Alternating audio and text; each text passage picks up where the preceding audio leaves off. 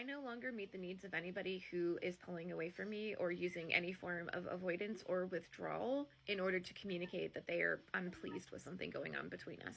I grew up with caregivers who did that, who would pull away emotionally and stop talking to me or giving affection or attention when I did something they weren't happy about. I internalized the lesson that if people are unhappy with us, it makes sense and is completely okay to avoid them. I grew up thinking this was perfectly logical because why should anybody have to deal with somebody who they were mad at? I was really lucky to make some friends that learned different lessons about connection and then to have access to therapy where I could really change the way that I saw that.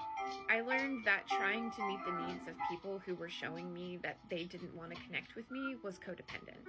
I learned that a lot of people will subconsciously withdraw or avoid those that they're upset with in an attempt to get that person to change their behavior or people please to get back the attention and affection.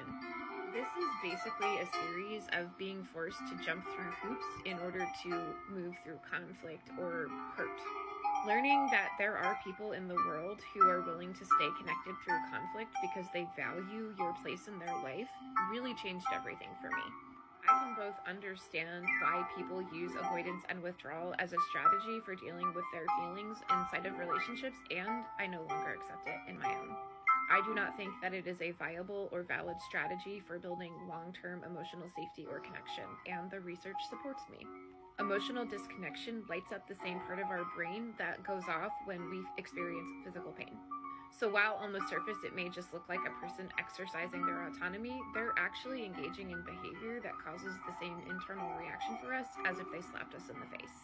There is a difference between taking a little bit of time to gather your thoughts and make sure that you're showing up in an emotionally safe way versus engaging in avoidance and withdrawal that is so profound, it interrupts the relationship from being able to function as normal. If somebody uses this strategy for every single time that they are feeling upset by something, as in there is no scale of proportion and level 1 harms are treated with the same severity as level 10 harms, it is not possible to have a safe or functional relationship. That behavior crosses the line into abuse once it starts affecting the other person's ability to show up authentically.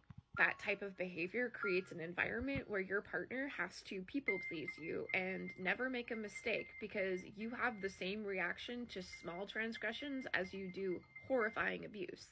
So they internalize the reality that any small thing that they do is going to lead to you disconnecting and shutting down the relationship.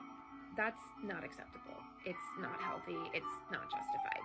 And I already know there's lots of men out there going, yeah, but it doesn't matter. It doesn't matter what you think your valid reason for this is. Doing this to your partner is abusive.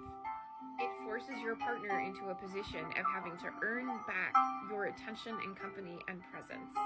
Regardless of whether you think that's justified, the impact that has on another person's nervous system is that it creates a trauma bond. It creates a situation where the only way to stay in connection with you is to never bring things up that could potentially cause you to feel hurt or upset.